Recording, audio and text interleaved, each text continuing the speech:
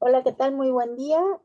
Bienvenidas, bienvenidos de nuevo a este curso de capacitación basada en el paquete de servicios esenciales para mujeres y niñas que enfrentan violencia y que está dirigido al funcionariado público de los municipios de Ciudad Juárez y de Chihuahua en el estado de Chihuahua. En esta ocasión vamos a estar abordando una vez más nuestro módulo de servicios judiciales y ahora vamos a abordar el tema 6, que es acceso a la justicia con perspectiva de género, enfoque diferencial e interseccionalidad. Para este tema 6 tenemos de nuevo aquí como invitada a nuestra compañera, la abogada Argelia López. Le damos la bienvenida a Argelia. Una vez más, un pequeño resumen de su experiencia, que es muy amplia, entonces el resumen lo hacemos pequeñito, por favor, pero lo van a tener disponible si ustedes lo requieren en la plataforma. Argelia López es abogada feminista, defensora de derechos humanos, forma parte de sociedad civil organizada y además acompaña a personas en situaciones de vulnerabilidad, principalmente a mujeres, niñas, niños y adolescentes, a personas de pueblos originarios y comunidades de comunidades originarias, perdón, y personas de la comunidad LGBTTI. Bueno, pues te damos de nuevo la bienvenida, Argelia, sin mucho más preámbulo.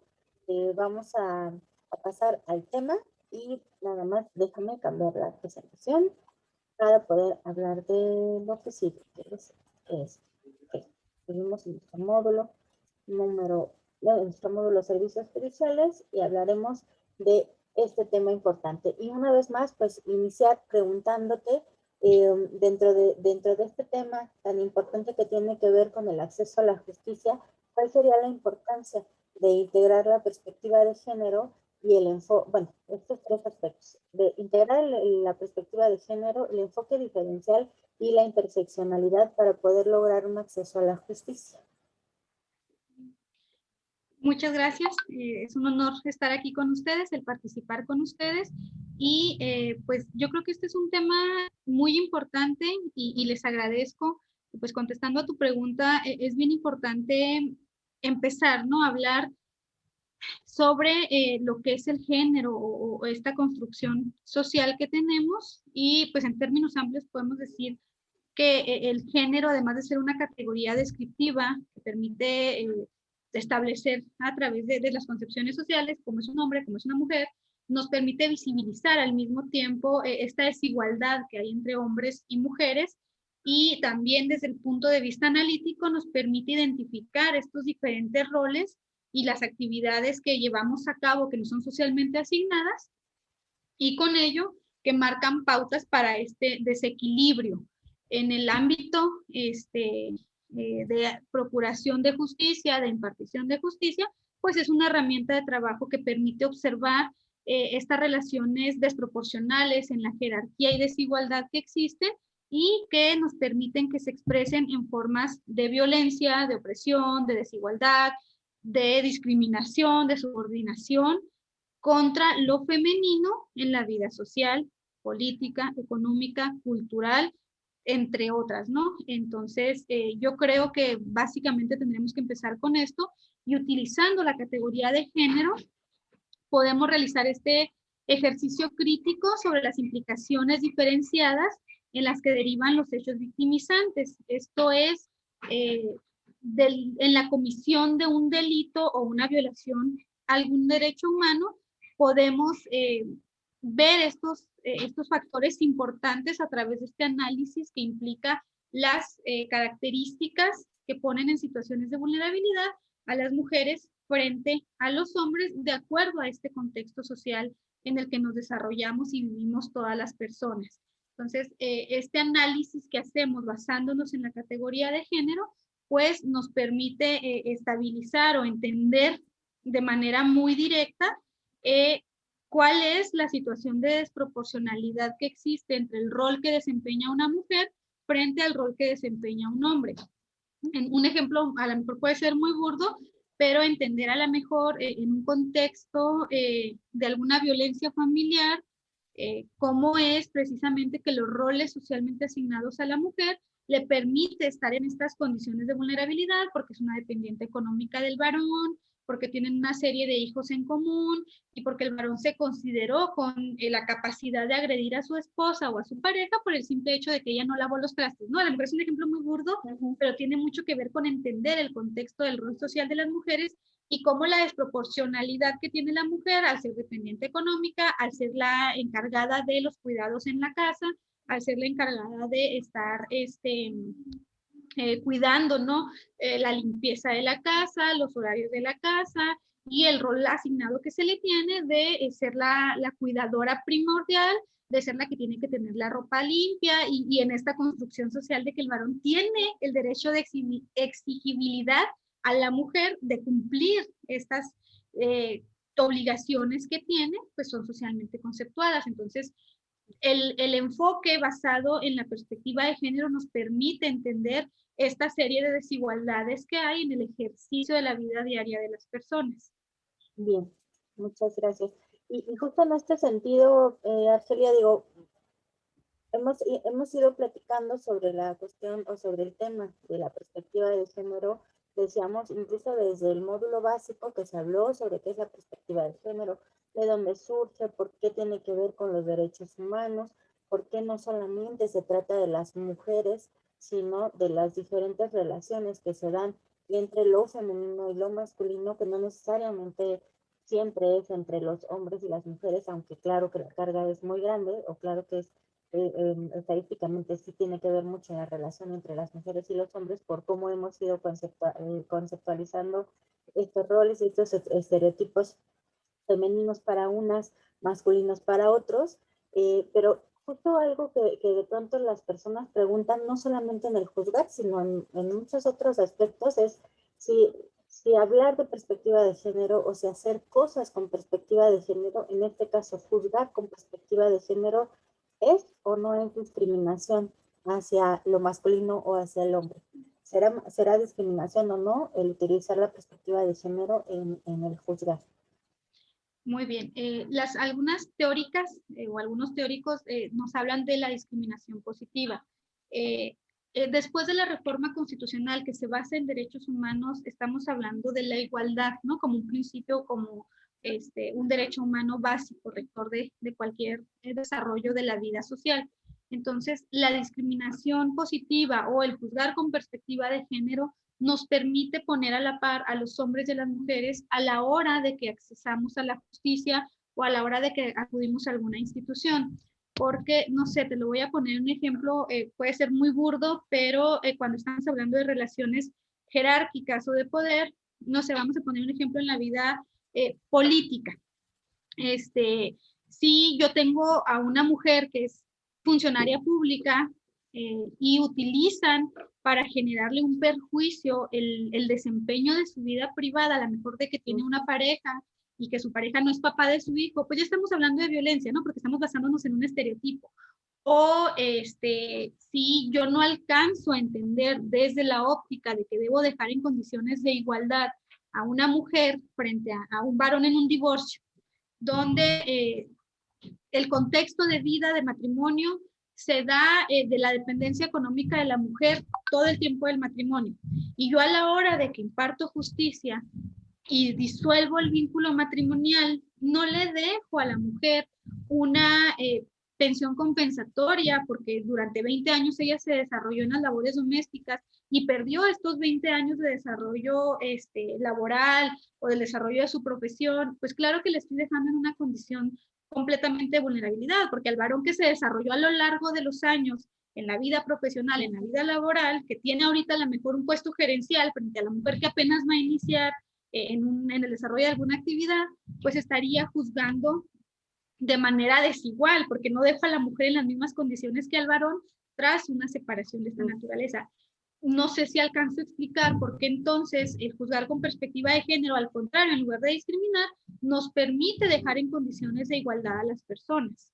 Bien, es poder como admitir que si hay una situación o en estas situaciones de desigualdad, al momento de tratar de resarcir el daño o de un poco, sí, como permitirle el acceso a la justicia a esta mujer, no nada más es lo que todos pensamos que es que se vaya a la cárcel la otra persona, sino es más bien qué cosas podrían a mí como víctima en este caso o en esta situación poder acceder a algo mejor en la calidad de vida. Por ejemplo, que no pude acceder porque durante mucho tiempo, durante toda esta situación a lo mejor de violencia, no logré hacerlo pues por las condiciones en las que estaba bajo una situación que no me permitía salir, que no me permitía hacer cosas que me hubieran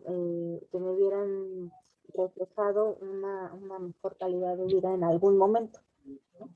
Exactamente, entonces por eso es bien importante que apliquemos la perspectiva de género en cualquier situación en la que nos presentamos frente a un hombre y a una mujer, porque utilizar la categoría de género nos permite realizar este ejercicio crítico, ¿no? Sobre las implicaciones que existe esta diferencia de jerarquías socialmente asignadas entre hombres y mujeres, y de esa manera nos permiten entender estas mismas diferencias a la hora de lo que deriva los hechos victimizantes y la comisión de algún delito, ¿no? Entonces, por eso es importante que este análisis crítico lo hagamos entendidos desde un cuestionamiento interior, ¿no? Que tengan las personas a las que se acercan las víctimas. Precisamente es el cuestionarnos cuáles son las causas y los efectos del hecho victimizante, precisamente de acuerdo a estas categorías que socialmente nos asignan en estas brechas de desigualdad, ¿no? ¿Cuáles son las condiciones de desigualdad en las que se basó la condición de género frente al hecho victimizante, que son todas estas condiciones anteriores, ¿no? Que pusieron o que permitieron que la mujer recibiera esta victimización? ¿Cómo se profundizan o agravan las brechas de desigualdad en las consecuencias del hecho victimizante? Que señalábamos, no es lo mismo a lo mejor, aquí es un ejemplo como muy coloquial en Chihuahua, no es lo mismo la inseguridad que tiene un hombre de viajar en la calle a las 11 de la noche que una mujer que viaja en la calle caminando a la misma hora, o sea, las implicaciones son muy distintas. O cuáles son los efectos diferenciados del hecho victimizante para las mujeres frente a los hombres. Y ahí es donde entran también las barreras de género. ¿Qué trabas o qué dificultades basadas en el género se identifican para que las víctimas afronten el hecho victimizante? O sea, insisto, tenemos muy interiorizadas las formas de violencia contra las mujeres y a lo mejor precisamente esta condición en la que para la mujer es normal que el hombre llegue y la insulte o el hombre llegue y la sobaje, pues crean precisamente estas condiciones que agravan la situación de vulnerabilidad. O también en qué medida las víctimas pueden ver las barreras de género que se les presentan para afrontar el hecho victimizante. No sé, hablando de política, que dicen, es que la política es violenta de por sí, ¿no? Pero si yo soy una mujer que estoy siendo víctima de violencia política en razón de género, a veces mi construcción social me hace pensar que no soy víctima de violencia en razón de género, de violencia política en razón de género, sino que es porque el juego de la política es sucio. Entonces, esa parte también hay que tenerla muy clara. O las herramientas, los recursos emocionales que requieren fortalecer o desarrollar las víctimas para trascender el hecho victimizante desde su identidad o desde su expresión de género. Es decir, todo esto que tiene que ver también con la reparación del daño, ¿no? Cómo es que hay personas que son resilientes y hay quienes a lo mejor no tenemos esta capacidad. Y si yo ya fui víctima de un hecho que tiene mucho que ver con este contexto de mi rol social asignado, ¿cuáles herramientas voy a necesitar? O qué es lo que me va a hacer sentir reparada. Y la atención sensible al género, que es las estrategias o las rutas de atención que pueden establecer para superar las barreras de género. ¿Qué acciones afirmativas se pueden aplicar para equilibrar las desigualdades de género? ¿Cuál es la oferta institucional disponible que podrá coadyuvar a la atención de las víctimas con perspectiva de igualdad de género? Es decir, como analizar todo el contexto, ¿no? Lograr desde este enfoque crítico entender la característica específica del hecho victimizante de la víctima y cómo las condiciones sociales basadas en la discriminación basada en el género coloca a las víctimas mujeres en desproporciones frente a los varones.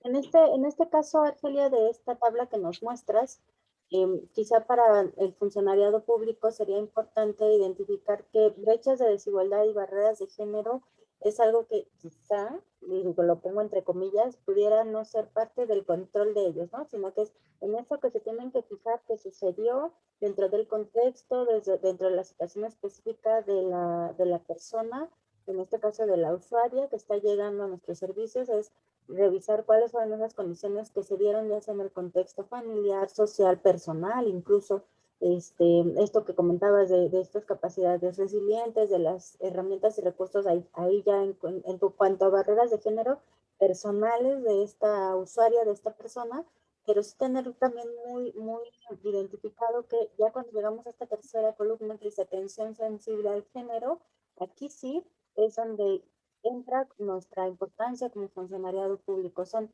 estas cuestiones dentro del sistema, dentro del Estado, dentro de los recursos de todo el Estado, que van a permitir que podamos brindar una atención que está basada en perspectiva de género, pero que además está centrada en esta persona que es en este caso la víctima. Exactamente, porque yo creo que ahí estriba, ¿no? Esta importancia de que la impartición de justicia, la procuración de justicia es algo que tiene mucho que ver con la persona, o sea, es individual. Aunque estamos hablando de normas que rigen las secuelas procedimentales, estamos hablando de hechos específicos que tienen características muy específicas y que se dan en contextos sociales. Entonces, a lo mejor un ejemplo que puede ser también muy simple es que posiblemente en mi construcción social, si a mí me dices que soy una mala madre, es una manera terrible de atacar mis emociones, porque mi construcción social me dice que para tener una valía como mujer, debo ser una buena madre. El ser una buena madre habla de mi capacidad como mujer de desarrollarme en sociedad. Entonces, posiblemente mi agresor nunca me llamó puta o nunca me golpeó, pero el hecho de que reiteradamente me dijera que soy una mala madre impactó negativamente en mi vida.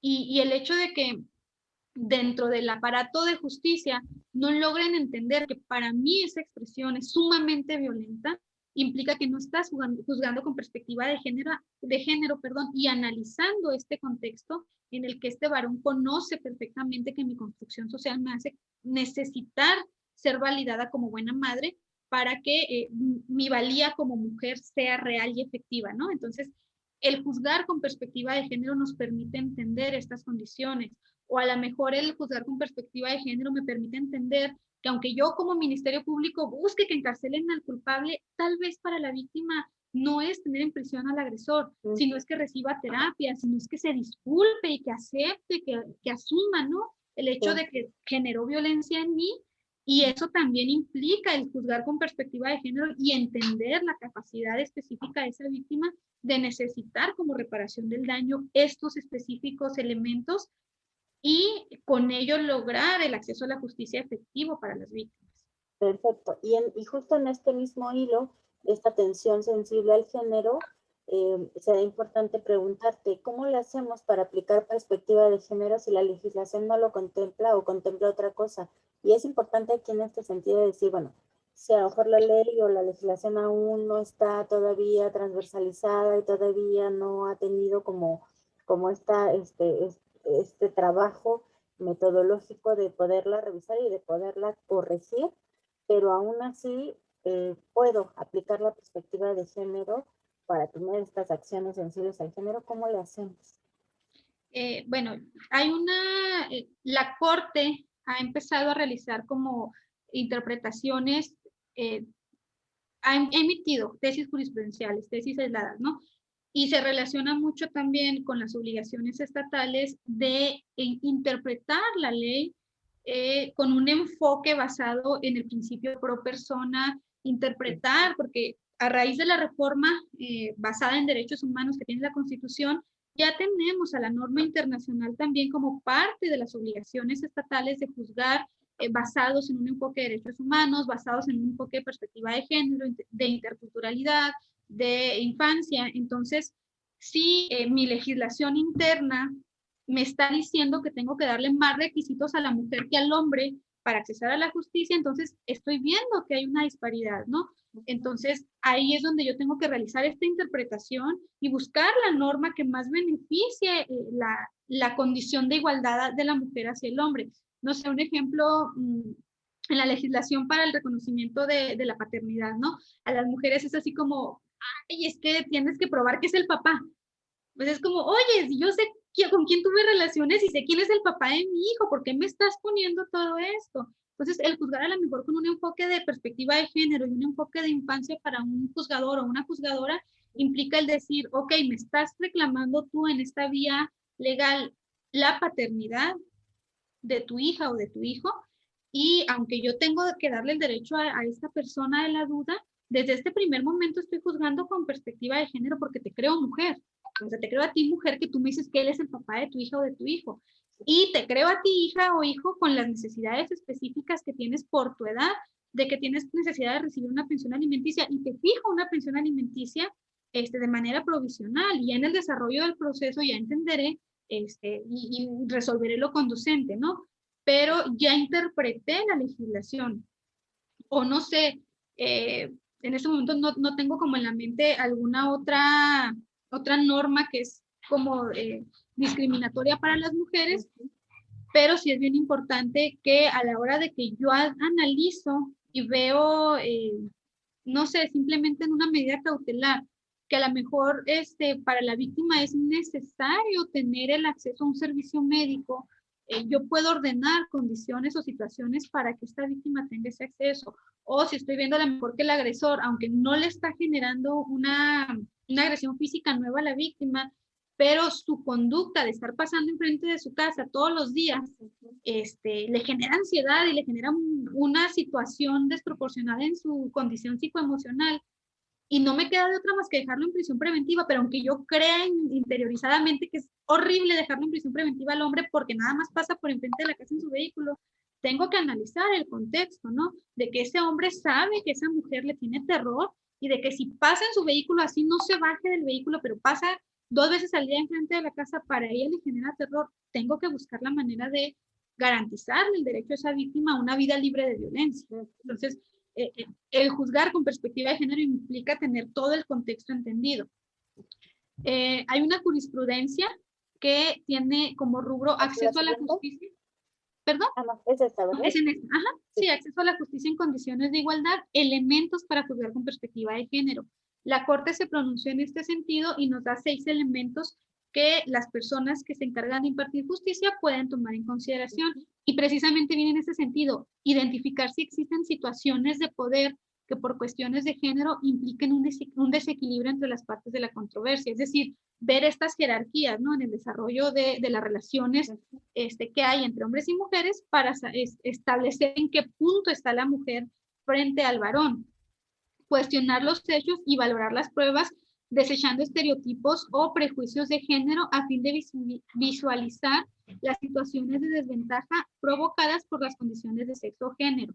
Era muy común, todavía puede llegar a ser muy común, ¿no? Que queremos encasillar a la víctima, meterla en una cajita y pedirle a la víctima que tenga ciertos comportamientos. Entonces, si la señora no llega llorando y me dice que su esposo la agredió, no le causó un impacto emocional, entonces a lo mejor me está contando mentiras, ¿no? O si es una mujer que es muy fuerte y que va y dice, yo quiero denunciar porque quiero accesar a la justicia, y lo hace desde todo un empoderamiento, la juzgo, porque no es la víctima llorosa que llega desmoronándose. Entonces, precisamente es evitar estos estereotipos que a mí como persona que imparte justicia me pueden crear en mi imaginario social.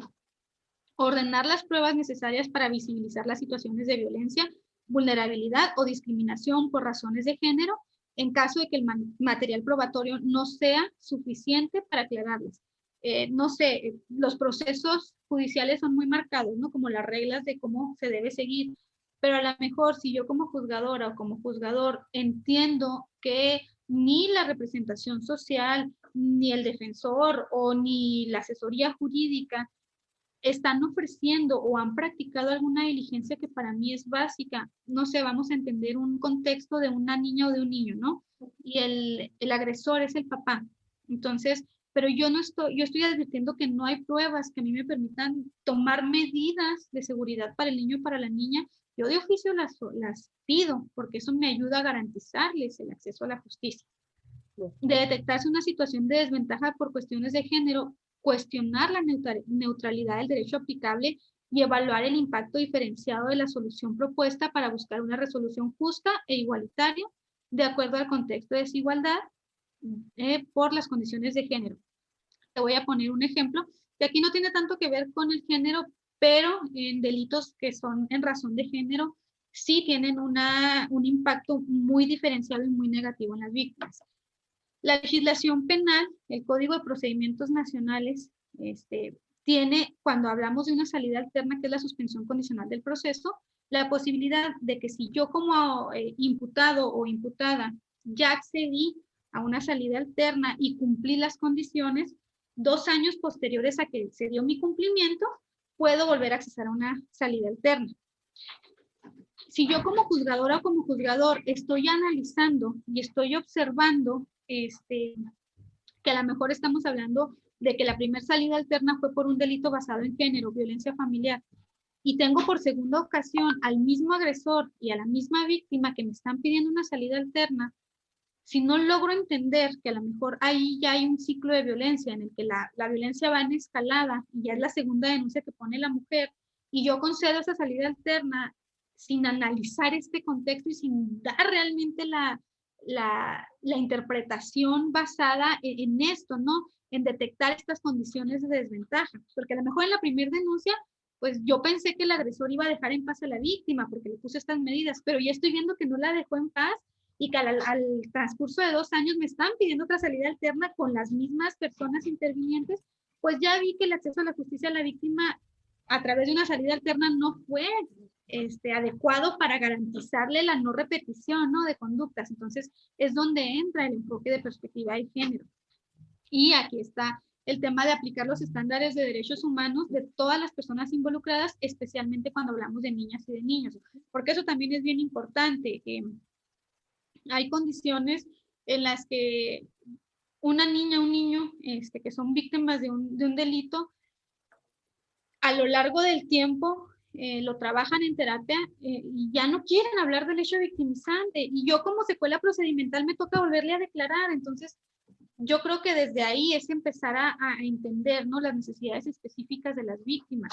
Y como veíamos ahorita en otro de los puntos que toma la tesis, si la Ministerio Público, si el defensor, la defensora, la asesoría jurídica no me pidieron hacer una declaración anticipada y estoy viendo yo que es una niña víctima de violación y que no sé cuánto tiempo voy a durar de aquí a un juicio y nadie me lo ha pedido, yo ordeno de oficio una declaración anticipada de ese niño, para que no tenga que volver a pararse en el tribunal. Entonces, esa es la parte de juzgar con perspectiva de género, con un enfoque de infancia. O si estoy viendo igual que la víctima está sumamente afectada y es necesario para su rehabilitación el hecho de que tome una terapia y de que no vuelva a venir al tribunal a declarar, hago lo mismo, si no me lo piden yo de oficio, desarrollo esta declaración anticipada para eximirla de volver a ir al juicio a declarar después de no sé cuánto tiempo de que pasen los recursos legales que se puedan interponer. Y otra vez vamos con evitar el uso del lenguaje basado en estereotipos o prejuicios, el cual deberá reemplazarse por un lenguaje incluyente. Hay una anécdota de aquí en Chihuahua, una persona juzgadora, en un momento de arrebato de emociones, se refiere a 2 mujeres ministerios públicos y usa los términos de feministas feminoides para hacerles un reclamo respecto a una conducta que tuvieron, ¿no?, en la audiencia. Y fue una agresión muy grave porque a estas 2 mujeres que estaban desempeñando un cargo público les afectó. Pero vamos desde este enfoque, ¿no?, de cómo el lenguaje también nos impacta y lo que no se nombra no existe. Porque muchas veces quienes imparten, quienes procuran justicia usan un lenguaje que es muy excluyente de las mujeres, de las niñas, de los niños.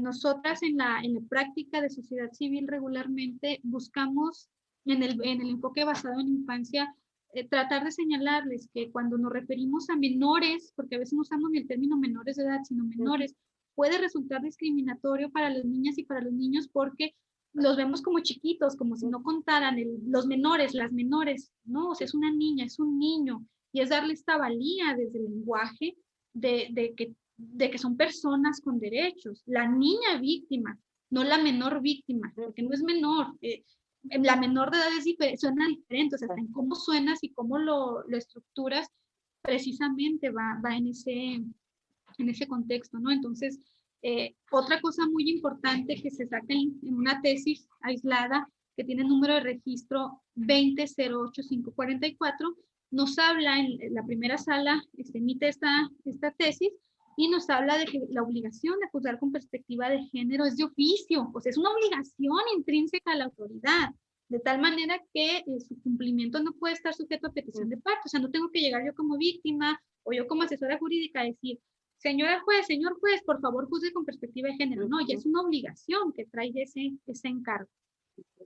Y que tiene que ver, por ejemplo, en estos casos de los feminicidios o de los casos de mujeres que aparecen en algún lugar asesinadas o muertas, que ahora lo que se está, bueno, al menos yo lo que voy observando un poco, a diferencia de años anteriores, es que entran juzgando o entran investigando con perspectiva de género pensando en esto puede ser un probable feminicidio y después descartamos si no lo es, y no al revés, que es primero veo si es un homicidio y después checo si era un feminicidio y entonces ya hasta entonces entra la perspectiva. Ahora la diferencia es que es como entrar pensando en lo primero que podría hacer es un feminicidio y si descartamos que es eso, entonces ya vemos que fue.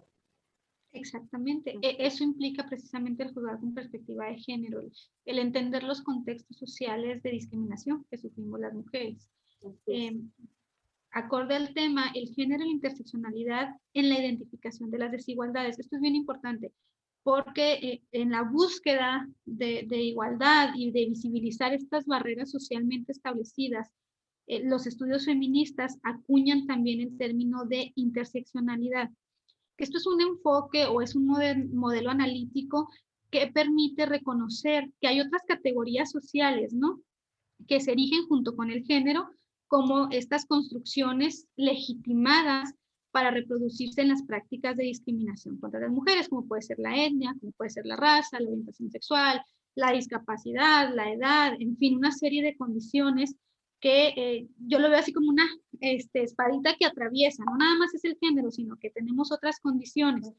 Y la práctica y la estrategia del análisis ha sido la base para explicar las intersecciones del género con otras categorías sociales y hacer palpable en todas ellas que son relevantes para la vida de las mujeres y las niñas, así como para todas las personas.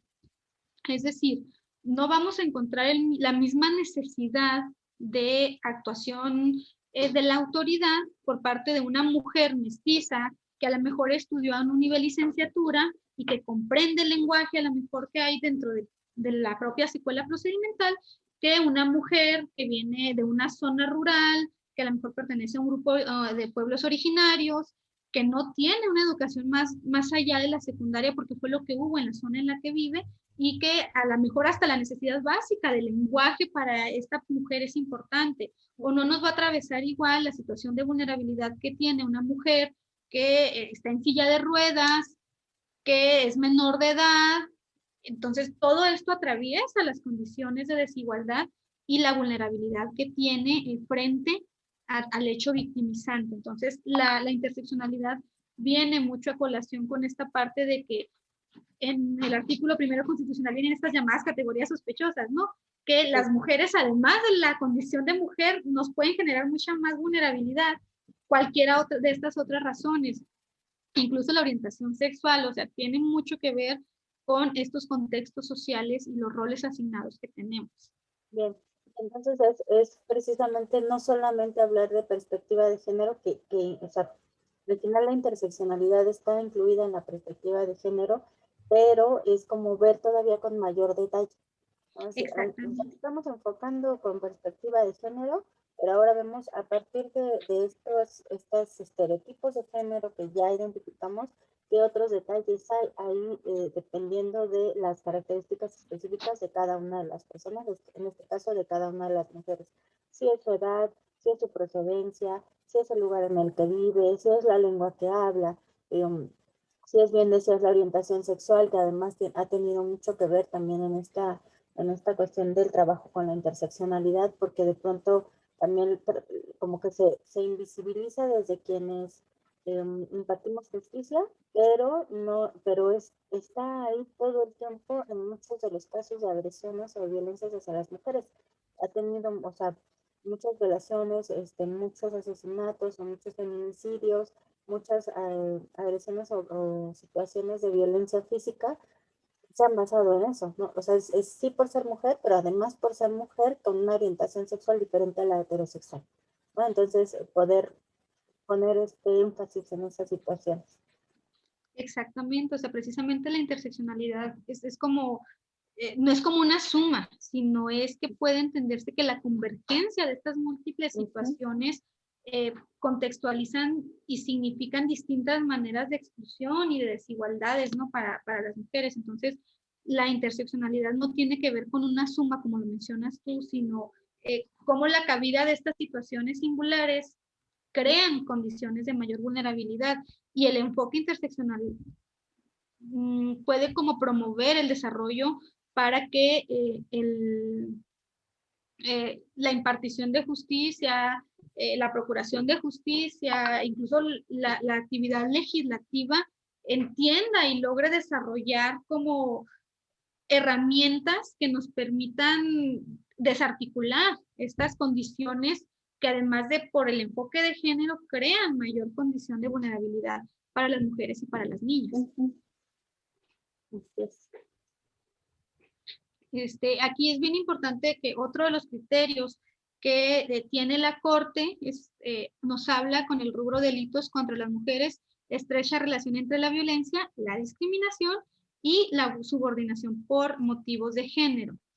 Esto tiene que ver o enfatiza, ¿no?, que hay una estrecha relación entre la violencia, la discriminación y la subordinación, porque hablamos de estos enfoques diferenciados de los roles socialmente asignados. Yo creo que aquí hay que, como te decía, no es una suma, sino es como hacer esta cadena de todas las condiciones que crean vulnerabilidad, porque las mujeres tenemos ciertos estándares que cubrir a la hora de desarrollar nuestro papel de mujeres frente a la sociedad. Entonces, la persona juzgadora alcance a visibilizar todas estas condiciones, insisto, nos permite entender la afectación diferenciada que tiene un hecho victimizante en mujeres y niñas. Y la violencia incluye actos que infligen daño, sufrimientos de índole físico, mental, sexual, como amenazas a cometer estos actos, la coacción o otras formas de privación de la libertad. Yo creo que es bien importante entender también esta parte de que la violencia, que era lo que hablábamos hace un momento, es un ciclo, y es un ciclo que tiene estas etapas muy marcadas, ¿no? Es cuando se acumula la tensión, cuando estalla y está una agresión, y luego nos vamos a la luna de miel, y es como todo este contexto que mantiene a las mujeres inmersas y que además la violencia va en espiral. Entonces, cada estallido de violencia es más grave y en el derecho de las mujeres a una vida libre de violencia también tenemos este derecho, ¿no?, a que haya medidas de no repetición, que den garantías de no repetición de los hechos. Entonces, todo esto se tiene que atender. La tesis también nos habla de que las actitudes estereotipadas perpetúan las prácticas difundidas que compartan la violencia o la coerción, como la violencia y los abusos familiares. Aquí en Chihuahua, lamentablemente, todavía existen personas juzgadoras que en materia familiar llegas y cuando hay una etapa del proceso donde buscan que haya un convenio, ¿no?, para terminar el proceso de manera como más amigable o más amistosa, imponen a las mujeres esta carga de, le está quitando el papá a sus hijos, señora, o piénsenlo, háganlo por sus hijos, cuando no alcanzan a entender que hay violencia, o cuando no alcanzan a entender que la mediación no se da en asuntos donde hay violencia basada en el género. Todavía tenemos lamentablemente aquí en el estado de Chihuahua juzgadoras o juzgadores en materia penal, por ejemplo, que hay delitos que tienen salidas alternas como un acuerdo reparatorio. Y en algún abuso sexual o en algún hostigamiento en personas adultas mandan a justicia alternativa a mediar. Entonces, la mediación no se da cuando hay situaciones de desproporcionalidad o en situaciones incluso de un incumplimiento de la obligación alimentaria, aunque muchas veces las personas víctimas son hijas o hijos del imputado y de la mamá que representa los derechos de la víctima, seguimos teniendo situaciones de desventaja para las mujeres. Entonces, poner a negociar a una mujer en un delito que afecta nada más a niñas y a niños, para que pida la reparación del daño, que son las pensiones no ministradas, nos sigue dejando en condiciones de vulnerabilidad, ¿no? Porque la mujer que está haciéndose frente sola a las cargas económicas de las hijas y de los hijos, de la crianza y de todo, pues claro que no está en condiciones de igualdad que el varón, que cómodamente deja de dar pensión, y luego además no alcanzamos a ver que no nada más es en este tipo de delitos la afectación al proyecto de vida de un niño o de una niña, sino de la propia mujer que tiene que enfrentar la carga de dos ella sola. Es esta parte que nos implica el juzgar con perspectiva de género. Precisamente con este enfoque diferencial y especializado, que es el análisis interseccional, hace plausible la aplicación de un enfoque diferencial y especializado de acuerdo a los términos que establece la Ley General de Víctimas. Y este enfoque esencialmente es la forma de análisis y actuación social y política que por una parte identifica y reconoce las diferencias de género, la identidad sexual, la etnia, la edad, la situación, la condición de salud, todas las categorías que ya estuvimos viendo, y por otra parte las implicaciones en los términos de poder, de condiciones de vida y de formas de ver el mundo. Yo creo que eso es como indispensable que lo mantengamos siempre presente, ¿no? Que las condiciones sociales a las mujeres nos crean estas barreras para accesar a la justicia con la misma accesibilidad que un varón. Nos crean barreras estructurales también al momento de que buscamos las condiciones de igualdad. Entonces, juzgar con perspectiva de género nos permite que las mujeres nos coloquen como a la par del varón, y el enfoque diferencial y especializado es lo que nos permite garantizar que las mujeres logremos el acceso a la justicia en condiciones de igualdad.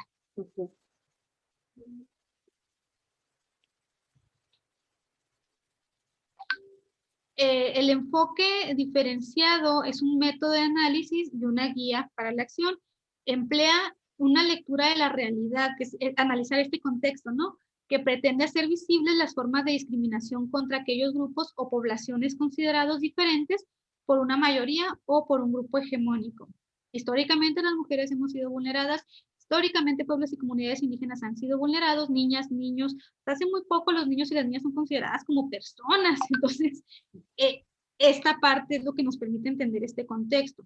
El tema toma en cuenta, dicho análisis para brindar adecuada atención y protección de los derechos de la población. En un caso concreto, el enfoque se materializa a través de las acciones afirmativas, que más bien sería el cumplimiento de obligaciones, más que acciones afirmativas son, el cumplimiento de estas obligaciones estatales de atender el contexto específico de la persona que está enfrente, de verla como persona, ¿no? Como individuo, como individua, y entender esas características específicas que le hicieron estar en ese punto de ser víctima.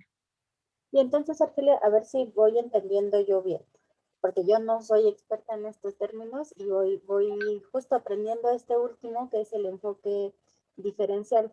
La diferencia entre el enfoque diferencial y la interseccionalidad es poder mirar estas diferencias, y el enfoque diferencial es ya atender hacia estas diferencias.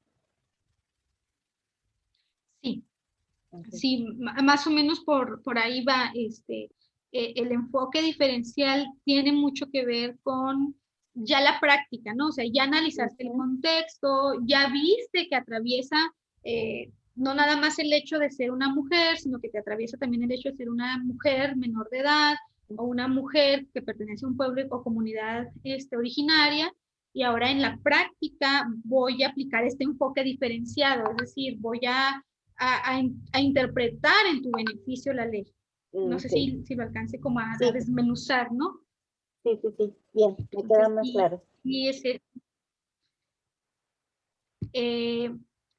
aquí yo creo que es bien importante, es una tablita un poco extensa, pero nos puede ayudar mucho a entender que hay grupos poblacionales, que son, en este caso en la tablita tenemos niñas, niños y adolescentes, y los efectos de la categoría de desigualdad concurrente, y luego tenemos los efectos de la categoría de desigualdad específica, que es lo que hablábamos, es esta generalidad, y luego ya lo bajo a lo concreto o a lo que hay. Vamos viendo, por ejemplo, en niñas y niños. Las barreras basadas en esta categoría etaria se erigen como argumentos sociales, culturales, jurídicos, económicos, políticos para la exclusión de estos grupos sociales, que era de lo que hablábamos, ¿no?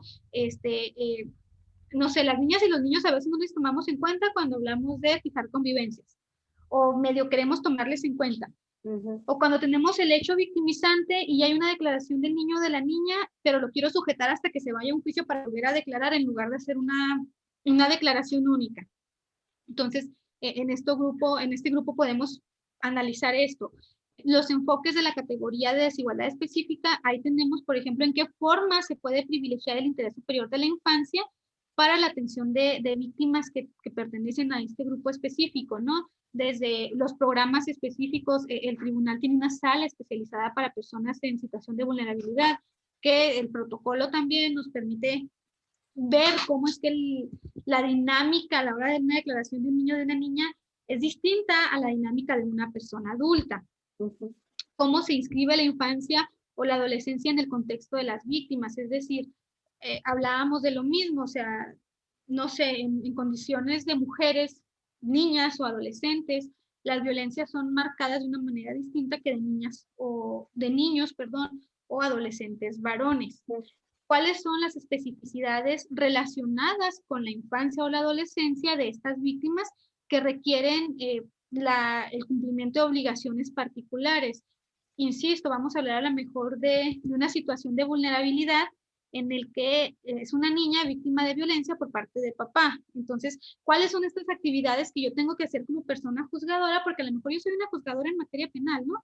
Pero estoy advirtiendo que es el papá quien crea este hecho victimizante y no estoy segura si ya mamá fue y inició un proceso de pérdida de patria potestad o mínimamente un proceso para cancelar convivencias. Entonces, desde este enfoque yo debo decir, ok, no estoy segura, pero yo le voy a girar un oficio a mi igual en materia familiar para que actúe oficiosamente y restrinja, o yo provisionalmente, mientras está el proceso familiar, voy a restringir estas convivencias. O voy a ver el tema de la pérdida de patria potestad y provisionalmente voy a suspender derechos de familia. No voy a dejar como en el aire ese tema tan importante, nada más porque en mi cancha está el tema de la sanción y no voy más allá, que es una obligación estatal, sobre todo cuando se trata de niñas, niños y adolescentes. Vamos a ver con las poblaciones jóvenes, las necesidades específicas de apoyo o acompañamiento, que desprende una situación etaria. Por ejemplo, tenemos a las personas adolescentes en conflicto con la ley, ¿no? Entonces, analizar desde este contexto, o que otras categorías susceptibles de traducirse en condiciones de desigualdad concurren acorde a la edad. Y luego vámonos a en qué forma se materializa la desigualdad que enfrentan las personas adolescentes en algunos sectores, o qué estrategias de atención se requieren para visibilizar las necesidades específicas para estas víctimas que pertenecen a este grupo etario. No sé si podamos brincar de ahí, gracias, de diapositiva. Tenemos las personas mayores, tenemos exactamente lo mismo, las necesidades específicas del acompañamiento, las otras categorías susceptibles que se traducen en condiciones de desigualdad, las barreras basadas en la categoría, y cuáles son las redes de apoyo. Ya cuando estamos hablando de personas mayores, cuáles son las redes de apoyo efectivo con los que cuenta la víctima, qué limitaciones físicas tienen las víctimas derivadas de un desgaste natural del cuerpo, que requieren medidas de atención específica, cómo se inscribe la edad de acuerdo al contexto de las víctimas. El tema de personas adultas mayores también es súper complejo porque tenemos condiciones bien específicas, ¿no? Hay personas adultas mayores que quedan en abandono total y acuden ante la autoridad a buscar justicia, y luego tenemos que analizar todos estos contextos porque al igual que en la infancia hay características y necesidades muy específicas por parte de las personas adultas mayores. Luego tenemos pueblos y comunidades indígenas, originarios, nosotros les llamamos, Y ahí también hay que basar cuáles son estas barreras que se basan en estas condiciones específicas dentro de los estereotipos sociales que hay, los marcos jurídicos, económicos, políticos de los grupos sociales, y luego ya ver en la práctica los recursos institucionales que se pueden allegar para asegurar el derecho del uso de su lengua durante el proceso, que era lo que hablábamos, de tener intérpretes en las audiencias, de tener intérpretes en las diligencias ante el área de procuración, las estrategias para las estrategias que se pueden poner en juego para respetar y asumir las cosmovisiones de las víctimas en el proceso de atención, y cómo se puede indagar e integrar la ritualidad y los simbolismos culturales de pueblos y comunidades originarias. No sé, aquí tenemos al grupo de pueblos originarios de los Rarámuris. Tienen una cosmovisión maravillosa de la vida, entonces no aterrizarla, tratando de como traérnosla al proceso judicial, pues también puede generarles a ellos discriminación y puede crear condiciones de desigualdad. Ellos usan mucho los círculos de justicia. Obviamente hay delitos en los que nos atraviesa el género y nos atraviesan otras condiciones de desigualdad que no podemos utilizar, pero sí el respetar desde que el lenguaje sea suficientemente claro, que exista una persona que les deje el poder desarrollarse en la audiencia a través de su lengua materna. Eso nos garantiza que las personas de pueblos y comunidades indígenas van a tener un acceso completo a la justicia y poder, insisto, entender desde todas estas áreas la cosmovisión, porque no voy a llegar yo a imponerle a la mejor a la víctima un procedimiento terapéutico que no tiene nada que ver con el respeto a su cosmovisión y a su formación como persona y a la manera de entender el mundo. Entonces, hasta en eso tenemos que tener este trato digno hacia las personas, que era lo que hablábamos con el tema de la debida diligencia también, ¿no? Igual con la población LGBTIQ y más, o sea, ver estas necesidades específicas, ver qué otras características o categorías atraviesan y cómo integrar la identidad y expresión de género en las víctimas, que ahí va con el tema del lenguaje incluyente. Por ejemplo, las personas no binarias, las personas queer, no se conceptualiza ni como él ni como ella. Entonces, dirigirte a la persona como persona y no como señor, señora, en un proceso judicial o en el proceso de una atención a personas que entran dentro de esta categoría de personas vulneradas, tiene mucho que ver con respetar específicamente a las personas, ¿no? O sea, con darles ese trato digno. Porque si yo me ubico como una persona, me conceptúo como persona no binaria, entonces tengo el derecho específico a que se me trate como persona, porque yo te estoy exigiendo esto, que es un derecho que tengo, ¿no? Entonces, ver esta parte, de qué manera la orientación sexual se erige como una categoría de desigualdad, de exclusión, como un factor de riesgo en caso de las personas víctimas. Las estrategias diferenciadas de atención tanto a la salud física como emocional para las víctimas. Entonces, esto tiene mucho que ver con cómo imparto justicia, cómo procuro justicia, observando cada una de estas categorías que atraviesan también el tema de género. Las personas afrodescendientes, que también tenemos que especificarnos, ¿no? En esto que ya hemos visto, incluso medir los niveles de riesgos para que exista discriminación. Las personas migrantes en situación de migración también son uno de los grupos más vulnerados, sí, porque hay expresiones de violencia y discriminación enormes hacia ellas, las necesidades emergentes y urgentes que se deben atender, porque las personas que se encuentran migrando tienen todavía condiciones de vulnerabilidad mayores. Y así nos vamos con personas refugiadas, con personas desplazadas, con personas con alguna discapacidad. Entonces, en cada una de las categorías hay que hacernos estas preguntas específicas, ¿no? Que nos ayudan a desarrollar nuestra labor de una manera más efectiva, de una manera más humana, para que las personas que accesen a la justicia lo hagan de manera adecuada y sobre todo se sientan respaldadas por el aparato de procuración y de impartición de justicia. Así es. Y está muy interesante también estas preguntas, ¿no? Que fuiste, bueno, que en estas imágenes nos ibas permitiendo ver que no es nada más decirle al funcionariado pues juzga o juzga o investiga o determina con perspectiva de género, enfoque diferenciado y con enfoque de interseccionalidad, y es, ajá, y luego, ¿y cómo hago eso, no?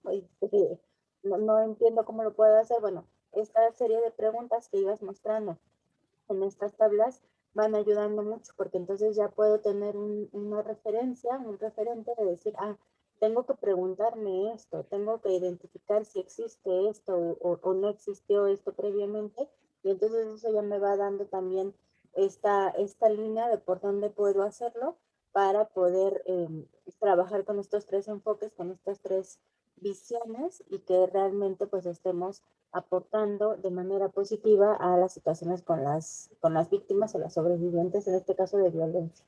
Y pues finalmente, Argelia, un poco también ya cerrando el tema, pero en esta, antes de irnos, que no se nos olvide, es si no juzgamos con perspectiva de género, ¿estaríamos incurriendo en alguna falta? Sí, yo creo que es bien importante, como lo mencionábamos también cuando hablábamos del tema que tiene que ver con la debida diligencia, la persona que se encuentra investida, ¿no? De ser funcionaria pública, de ser servidora pública, de tener un cargo como representante del Estado, tiene obligaciones específicas que son las que hemos venido viendo, pero también su actuación negligente o su actuación alejada a las obligaciones puede tener consecuencias administrativas a nivel interno, pero también la propia Constitución en el 116, en el último párrafo, habla también de las responsabilidades sobre reparaciones del daño, porque posiblemente mi actuar negligente, no juzgar con perspectiva de género o no ver estas condiciones que atraviesan utilizando este esquema de la interseccionalidad, generan que yo violente a la persona que busca justicia, ¿no? Entonces, eso también le causa un daño a la persona y es desde este punto de vista el entender que también tengo la obligación de repararle el daño, porque como persona obligada a tener o a cumplir estas obligaciones, no lo hice y mi actuar tiene consecuencias específicas. Entonces, yo creo que es bien importante entender que los temas relacionados con cumplimiento de obligaciones estatales también tienen consecuencias para mí como servidora pública, para mí como, no sé, jueza, me pueden iniciar un procedimiento interno al tribunal, pero también la víctima tiene derecho a reclamarme que mi actuación le generó un impacto además a ella. Tenemos otras herramientas también que nos ayudan a las autoridades juzgadoras para entender cómo los modelos, ¿no? De los que venimos hablando, de lo que implica el juzgar con perspectiva de género. La Suprema Corte de Justicia de la Nación emitió el protocolo para juzgar con perspectiva de género. Y pues este protocolo presenta pautas y trae incluso como herramientas que sirven para entender lo que es juzgar con perspectiva de género en las distintas áreas de la impartición de justicia, no nada más en materia penal, sino en todas las materias. Y el protocolo para juzgar con perspectiva de género tiene este propósito específico, ¿no? De atender estas problemáticas detectadas y las medidas de reparación que ordena la Corte Interamericana de Derechos Humanos, porque México tiene la sentencia de Campo Algodonero, tiene la sentencia de Inés Fernández Ortega y Valentina Rosendo Cantú, entre otras, porque tenemos ya muchísimas nuevas resoluciones, lamentablemente, que son relacionadas a no juzgar con perspectiva de género, a no tener actividades estatales con perspectiva de género.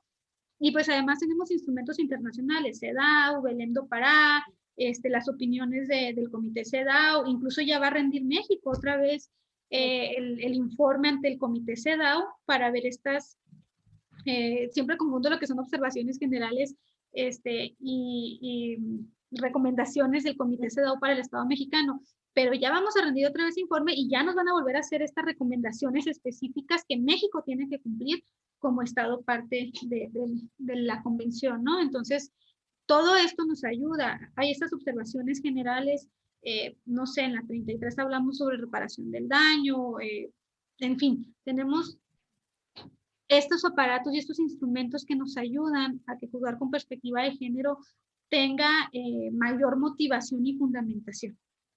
Y que de entrada esto que comentabas al inicio, ¿no? Ya es de oficio.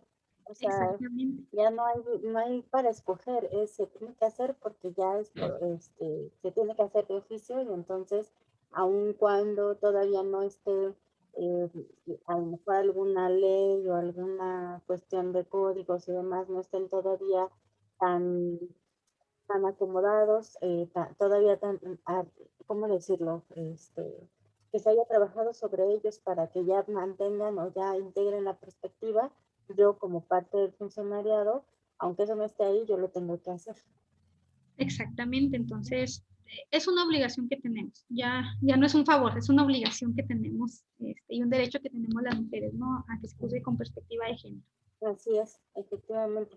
Pues Argelia, un tema, digo, muy, no solo muy interesante, muy amplio, muy necesario el poderlo retomar y el poder hablar de ello con el personal, con el equipo, bueno, con las personas que son parte del funcionariado público que en este momento nos están acompañando en el curso y obviamente con quienes no nos están acompañando en el curso también, ¿no? También tendrían que estar revisando esto y pues te agradecemos mucho que hayas podido compartirnos estos ejemplos, platicarnos ir desmenuzando uno a qué se refiere cada uno de estos enfoques, pero además y sobre todo el poder identificar dónde y cómo lo podemos hacer, cuáles son los pasos que podemos ir haciendo, porque a veces en los diferentes contextos ya de quienes estamos trabajando frente al público, que nos estamos atendiendo usuarias y usuarios, suele ser muy difícil a veces suele ser complicado porque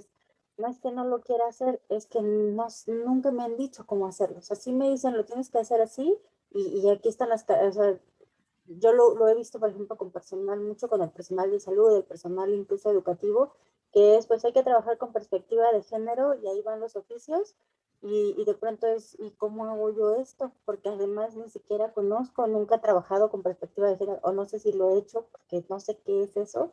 Y entonces va más allá de solamente tener la parte teórica, que esa la puedo leer y releer y aún así no saber qué es trabajar con perspectiva de género. Y en esta ocasión, bueno, nos fuiste dando ejemplos muy específicos. Esta es parte de las preguntas que nos podemos ir haciendo para decir, ¿lo estoy haciendo o no lo estoy haciendo? ¿Qué me está faltando para hacer? Será de mucha ayuda para que quienes nos están acompañando ahora pues puedan empezar también a identificar y ahora sí hacer una lista de cotejo quizá, pero ya basados en qué sí estoy haciendo, qué no estoy haciendo y qué necesito para llegar a hacer. Muchísimas gracias, espero que sea de utilidad toda la plática que tuvimos. Seguro que sí, muchas gracias Argelia. Y para quienes nos acompañan, dejamos acá los datos de Argelia López Valdés, su número de teléfono y su correo por si ustedes desean contactarle para alguna asesoría, para saber un poco más de este y de los otros temas con los que ella nos está también compartiendo y aportando. Y obviamente, pues bueno, está ahí en el estado de Chihuahua, cosa que está muy bien porque está muy cerca de ustedes y seguramente vamos a tener más participaciones con ellos. Muchas gracias, Argelia, y vamos despidiéndonos y parando nuestra transmisión. Muy bien, gracias. Gracias.